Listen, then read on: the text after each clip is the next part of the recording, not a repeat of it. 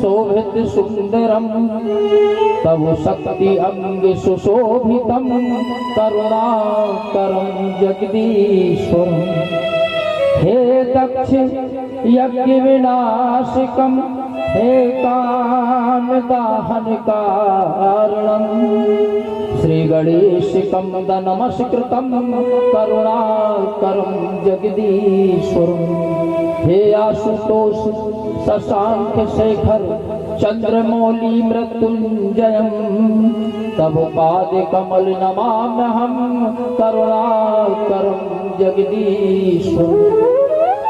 बंशी विभूषित करार नवनीत दाभात पीतांबराय गरुड़ बिंब फलाधरोष्टम पुरजेन्द्र सुंदर मुखाहर वंदे नेत्राम कृष्णाय परम किमं तत्त्वमहं न जाने।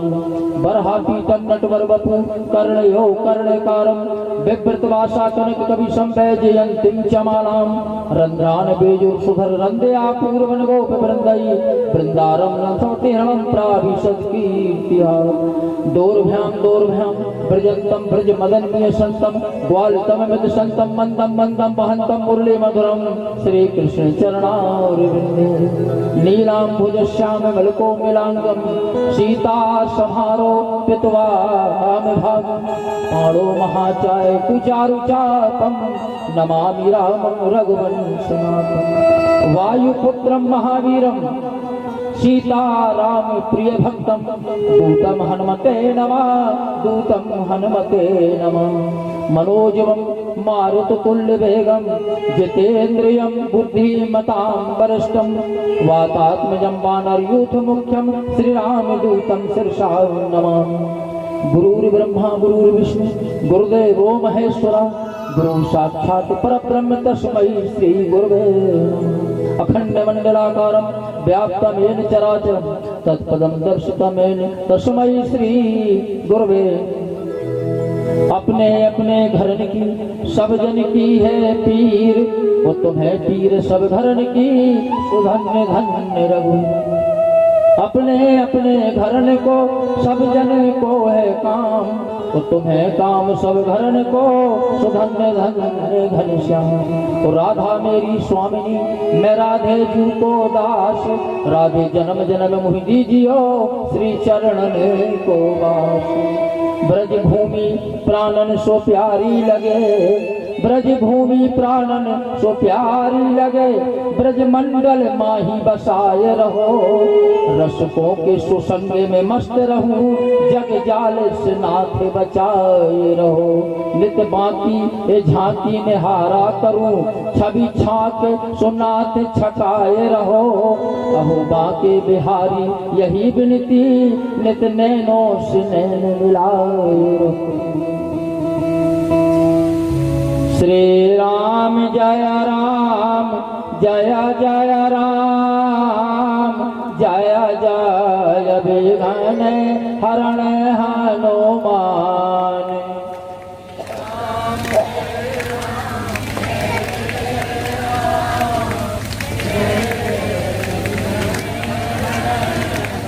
जय जय विघ्न हरण हनुमान। जय जय विघ्न हरण हनुमान।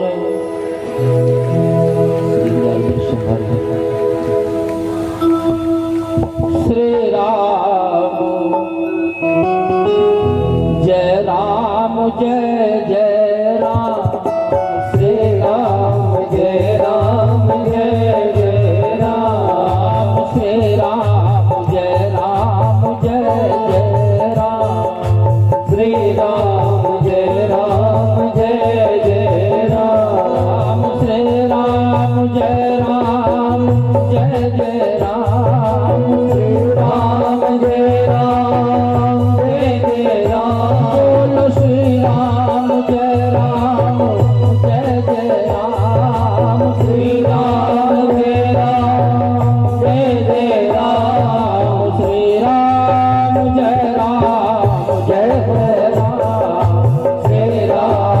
जय कौशल्या के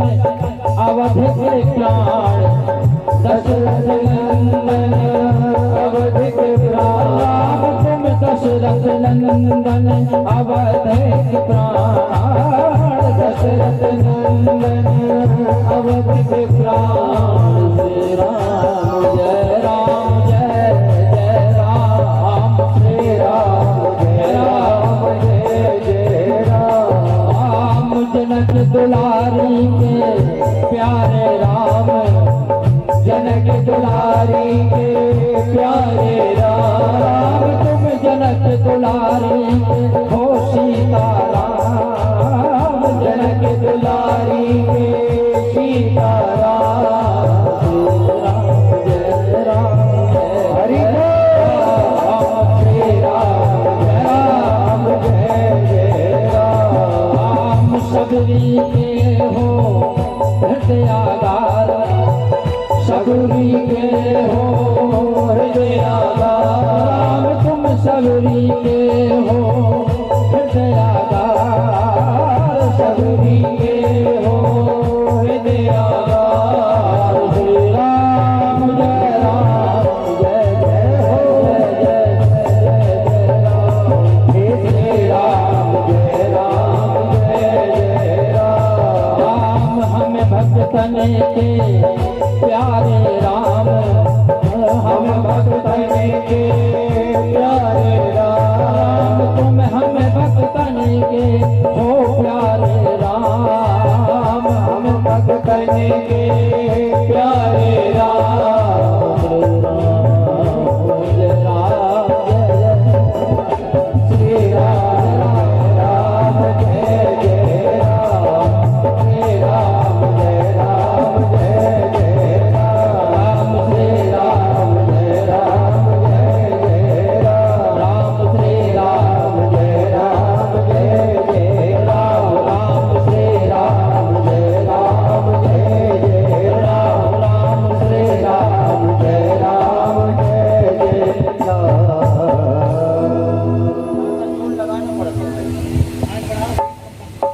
प्रातः स्मरणीय पूज्यपाद कन्हैया जी ठाकुर जी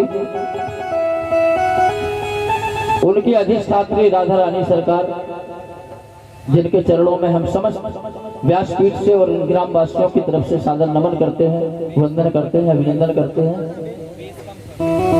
हम सबके आराध्य और मेरे पूज्य गुरुदेव जिनकी करुणामयी कृपा से हम सब यहाँ बैठकर भागवत कथा के माध्यम से ठाकुर जी के गुणगान का श्रवण कर रहे हैं। ऐसे दत्ता जी महाराज के चरणों में सादर नमन है वंदन है अभिनंदन है। गुरु माता जिन्हें सारे देश का गुरु परिवार जिज्जी के नाम से संबोधित करता था, ऐसी गुरु माता के चरणों में सादर नमन है वंदन है अभिनंदन है। और एक ऐसा परिवार शिवराम भैया का पटेल परिवार बकरी वाले कहलाते हैं। ठाकुर जी की कृपा इस परिवार पर हुई।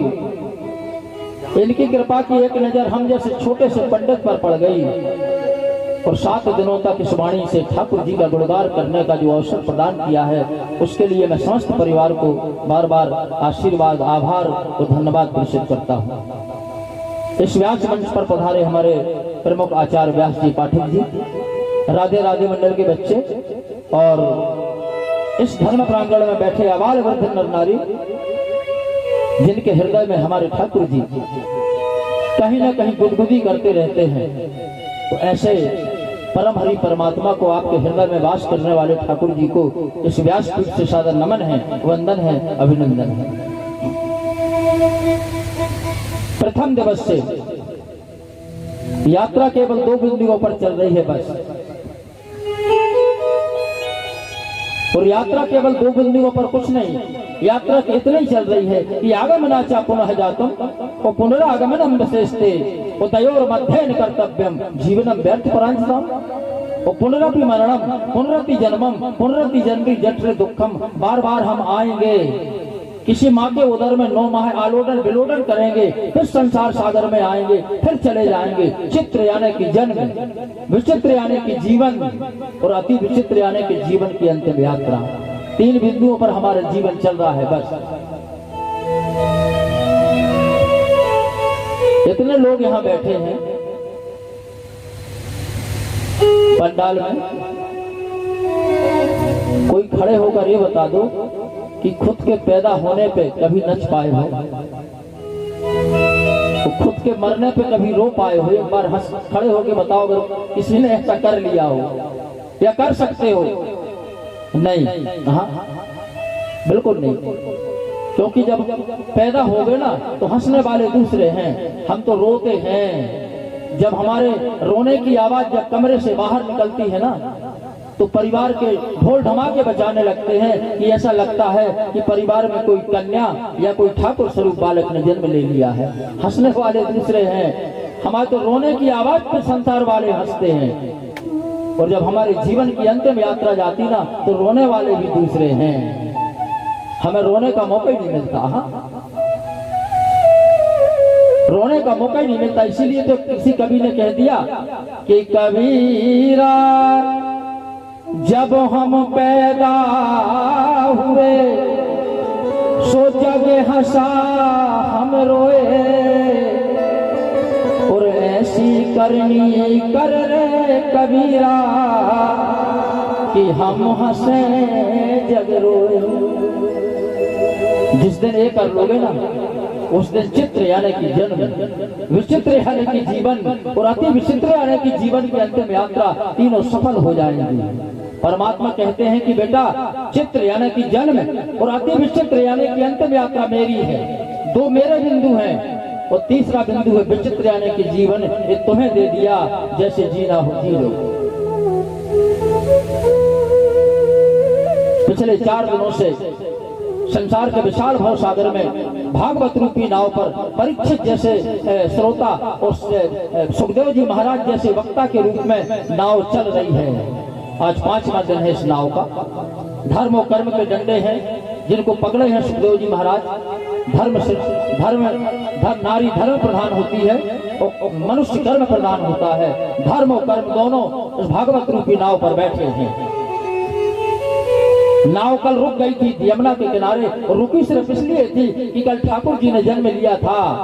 रोक दिया था परीक्षित ने कि परमात्मा सुखदेव जी महाराज आज नाव को यमुना के किनारे रोको, हम आपकी वाणी के माध्यम से परम पिता परमात्मा के गोकुल में नंद उत्सव का आनंद लेंगे। आनंद लिया पूरी रात, गदगद हैं, आसमान की ओर एकटक देख रहे हैं परीक्षित। आज उनके जीवन में चिंता नहीं है।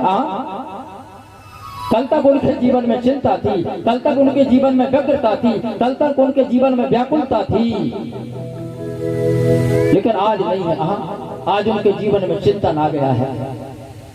आज उनके जीवन में आतुरता नहीं, व्याकुलता नहीं, आतुरता आ चुकी है। आतुरता केवल एक ही बात की है, बस आतुरता केवल एक ही बात की है कि परमात्मा सुखदेव जी महाराज को चरण पकड़ लिए परीक्षित ने कि परमात्मा आपकी वाणी के माध्यम से, भागवत कथा के माध्यम से 4 दिनों से परमात्मा श्याम सुंदर गोविंद सरकार की लीलाओं का आप बखान करते चले आ रहे हैं। मुझे लगता है, मुझे अब लगने लगा है कि मेरे जीवन की यात्रा अनंत नहीं बल्कि अंत में परिणत होगी। अनंत में तो आना पड़ेगा, लेकिन अंत में एक बार जीवन चला गया तो आने जाने की व्यवस्था खत्म हो गई जीवन में। बैठे हैं, शांत बैठे हैं, पूछ लिया। सुखदेव जी कह रहे हैं परीक्षित परमात्मा ऐसे ही नहीं है। परमात्मा का स्वरूप इस संसार के लिए क्षण हो, समय हो, हर चीज में परमात्मा का समावेश है। और सुखदेव जी कह रहे, क्या कह रहे कि कृष्ण उठते कृष्ण चलते कृष्ण शाम भोर है। कृष्ण ही उठ रहे हैं, कृष्ण ही चल रहे हैं, कृष्ण ही शाम है, कृष्ण ही सुबह। कृष्ण उठते कृष्ण चलते कृष्ण शाम भोर है। और कृष्ण बुद्धि कृष्ण चित्त कृष्ण मन विभोर। सब कुछ कृष्ण रात्रि कृष्ण दिवस कृष्ण स्वप्न शयन है, वो कृष्ण काल कृष्ण कला कृष्ण मास आयन है। ठाकुर जी ही सब कुछ, वो कृष्ण सत्य कृष्ण अर्थ कृष्ण ही परमार्थ है, वो कृष्ण कर्म कृष्ण भाग्य कृष्ण ही विज्ञान है। सब कुछ है। कृष्ण स्वर्ग कृष्ण मोक्ष कृष्ण परम साथ हैं, वो कृष्ण जीव कृष्ण ब्रह्मा कृष्ण ही आराध्य हैं। सुखदेव जी ने कहा परीक्षित कृष्ण है। अरे इंजीनियर तो आज बन गए, बड़े बड़े मकान इंजीनियर आज बना रहे। कल्पना तो करो ठाकुर जी से बड़ा इस संसार में इंजीनियर कोई हो सकता है? नहीं, कभी नहीं हो सकता, कभी नहीं। अरे हम तो कंप्यूटर पे देख के और मकान के नक्शा बना लेते हैं कि कहाँ मकान बनना है, कहाँ क्या होना। लेकिन परमात्मा श्याम सुंदर जो बैठे हैं ना नंगे धुड़ंगे, इनसे बड़ा संसार में इंजीनियर कोई नहीं है। कल्पना तो करो उस समय की जिनने समुद्र के बीच में अपनी नगरी द्वारका बना ली। बताओ आप, इनसे बड़ा इंजीनियर दुनिया में कोई नहीं है। ऐसे परमात्मा। और कैसे कि ये यथा मां प्रबंधन्ते तेताश्च शैव भजा में हम मम वर्म मंतुते मनुष्य पार्थ सर्वतः। सुखदेव जी कह रहे परीक्षित परमात्मा कहते हैं कि जो संसार का मनुष्य मुझे जिस भाव से भजेगा, जिस भाव से मेरा स्मरण करेगा, उस भाव से मैं उसके समक्ष प्रस्तुत होता हूँ। नाव बढ़ रही है धीरे धीरे, परीक्षित चल रहे हैं और सुखदेव जी महाराज पूछ रहे हैं परमात्मा के अवतार लेने के कारण क्या है। परीक्षित जी, सुखदेव जी महाराज परीक्षित जी को बता रहे हैं कि परमात्मा ऐसे अवतार नहीं लेते। परमात्मा के अवतार लेने में प्रत्येक क्षण में कुछ ना कुछ कारण होता है। अवतार जन्म तो हम भी ले रहे हैं, आप हम जन्म वाले तो बैठे हैं, लेकिन हमारे और ठाकुर जी के जन्म में अंतर है। हम क्रिया के लिए जन्म लेते हैं, वो परमात्मा लीला के लिए जन्म लेते हैं। बस अंतर इतना ही तो है। वो क्रिया हम स्वयं के लिए करते हैं, वो लीला परमात्मा परमार्थ के लिए करते हैं। राम लीला परमार्थ के लाने तो बनी है, कृष्ण लीला परमार्थ के लाने तो बनी है, राम रास लीला परमार्थ के लाने तो बनी है। तो परमात्मा लीला के लिए जन्म लेते हैं, हम और आप क्रिया के लिए जन्म लेते हैं। नाव बढ़ रही है धीरे धीरे। सुखदेव जी अपने विभिन्न भावों में भरते हुए परीक्षित को ठाकुर जी के गुणगान कर रहे हैं। अचानक परीक्षित ने कहा परमात्मा सुखदेव जी महाराज ये तो बताओ कि वृंदावन है कैसा? वृंदावन है कैसा? लेकिन वृंदावन की वाणी तो आज तक ऐसी देववाणी भी नहीं बनी जो वृंदावन की व्याख्या कर सके। वृंदावन को आप जिस नजर से देखोगे ना वैसे ही देखेगा।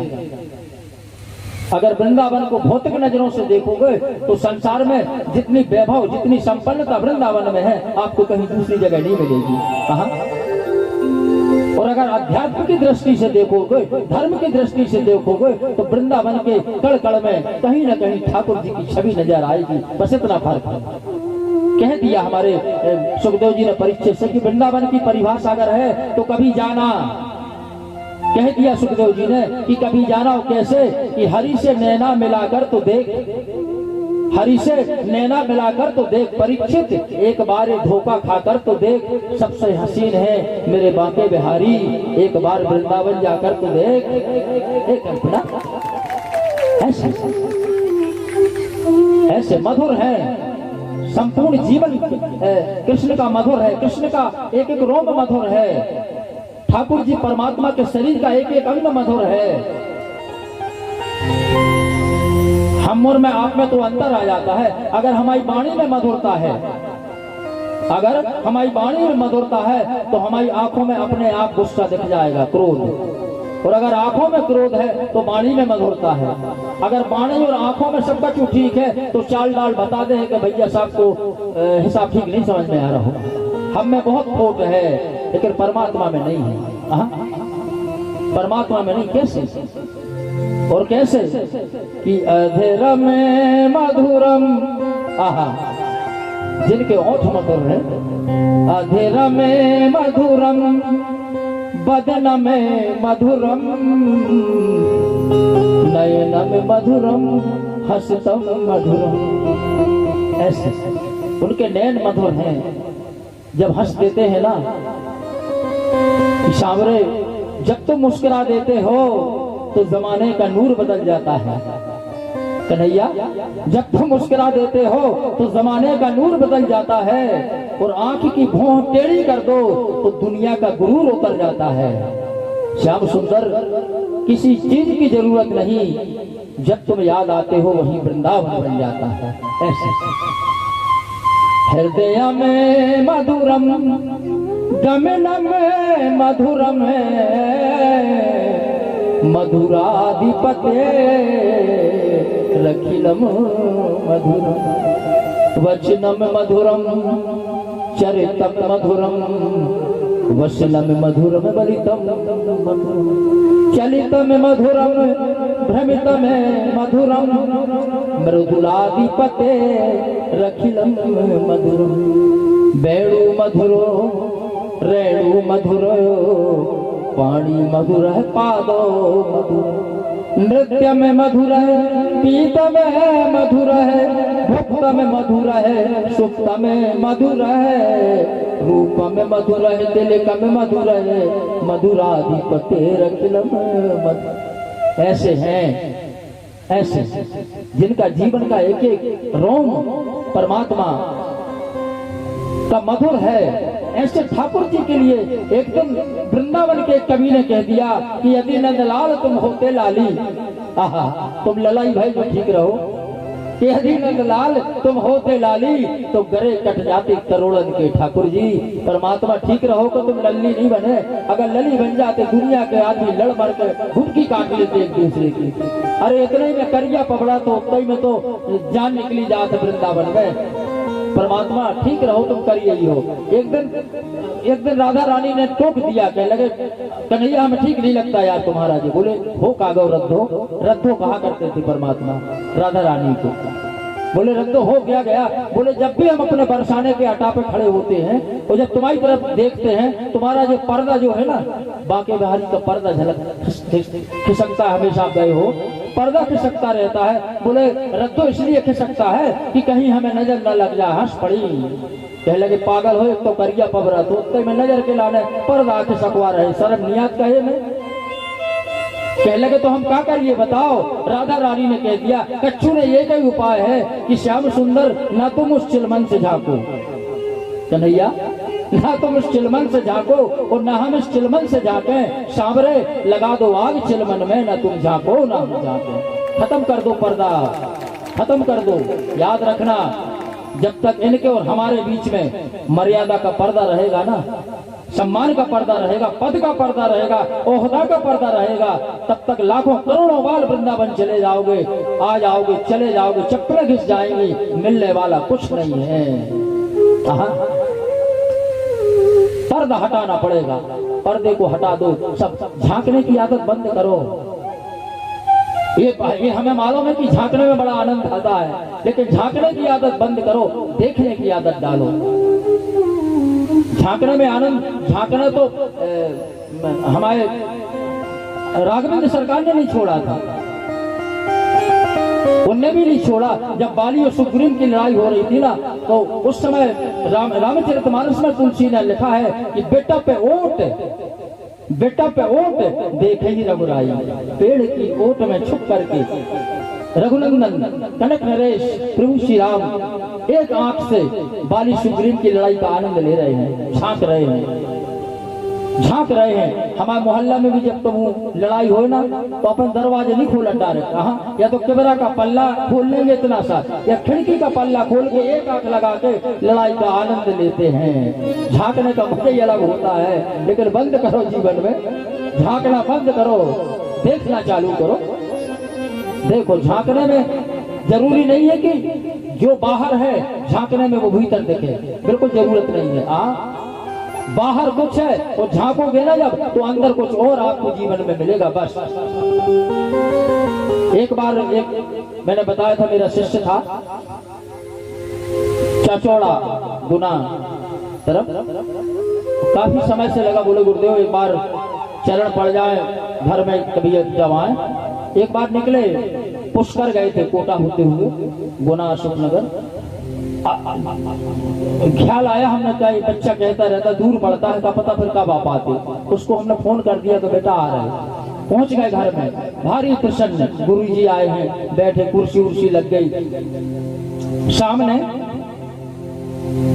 4x6 का मखमल का पर्दा लटक रहा था। एक बात याद रखना, जब कोई चीज आंखों को अच्छी लगे ना तो उत्सुकता बढ़ जाती है। मखमल का पर्दा लटका, मैंने देखा तो उत्सुकता बढ़ गई कि जब बाहर इतना सुंदर है तो इसके भीतर क्या कितनी सुंदरता हो। मन में आया, हो सकता ठाकुर जी का सिंहासन हो, दोपहर का समय है, शयन कक्ष में हो। उत्सुकता बढ़ गई, और उत्सुकता इतनी बड़ी कि कैसे मौका मिले उस तरफ देखने का, झांकने का कि है क्या। उत्सुकता बढ़ गई जीवन की, और हमने उससे कहा बेटा पानी ले आओ गिलास। और जैसे ही वो पानी लेने गया, हम तुरंत कुर्सी से उठे और मखमल के पर्दे को जैसे थोड़ा सा हटाया, जीवन की परिभाषा बदल गई परिभाषा कि जो सोचा था अभी जरूरी नहीं कि हो, बदल गई। जैसे ही हमने थोड़ा सा पर्दा हटाया, मखमल के पर्दे के पीछे जूता चप्पल का स्टैंड रखा था। बदल गई जीवन की परिभाषा कि बाहर अगर अच्छा है तो ये कल्पना बिल्कुल छोड़ दो कि इसके भीतर भी अच्छा होगा, इसके भीतर भी अच्छा होगा। नाव चल रही परमात्मा की, सुखदेव जी की। उन्होंने कहा परमात्मा ठाकुर जी के दर्शन, बोले इसमें मत पढ़ो। बोले इसमें मत पढ़ो। बोले क्यों? बोले उनकी छवि अटपटे काम है, अटपटी छवि है। अटपटी छवि, बोले कैसे? बोले अटपट छवि है श्याम की, अटपट छवि है श्याम की, और झटपट लखे न कोई। अटपट छवि है श्याम की, और झटपट लखे न कोई। ओ मन की खटपट जो मिटे, सो चटपट दर्शन हो, सियावर रामचंद्र की जय। ऐसे अगर मन की खटपट मिट गई तो दर्शन भी झटपट हो जाएंगे, नहीं तो जीवन भर घूमते रहोगे, दर्शन नहीं होंगे। अचानक हाथ रख दिया परीक्षित ने सुखदेव जी के चरणों में, बोले परमात्मा ये परिदृश्य तो देखो। जैसा ही सुखदेव जी ने पीछे देखा, अवाक रह गए, दंग रह गए। जब देखा तो क्या था कि गोकुल में पलना लगा था। यशोदा मैया अपने लल्ला को पलना झुला रही थी। ये परिदृश्य देखकर भाव विमुक्त हो गए परीक्षित जी। हाथ पकड़ लिया, चरणों में हाथ रख दिया सुखदेव जी के, बोले परमात्मा मैं कृतज्ञ हो गया। नारम ज्ञानम ददाती, नारद जैसे संत का जब तक पांडव वंश रहेगा तब तक पांडव वंश का रोम रोम आपका नारद का ऋणी रहेगा। परमात्मा नारद जैसे ज्ञानी ने मुझ जैसे अज्ञानी को आप जैसे महाज्ञानी के चरणों में लाकर समर्पित कर दिया, और आप जैसे महाज्ञानी ने आज अपने वाणी के माध्यम से ठाकुर जी को देखो तो मैया झूला झूला रही है। और कैसे, और मैया क्या कह रही मालूम? कह रही धीरे धीरे कि तेरी मंद मंद मुस्कुलिया पे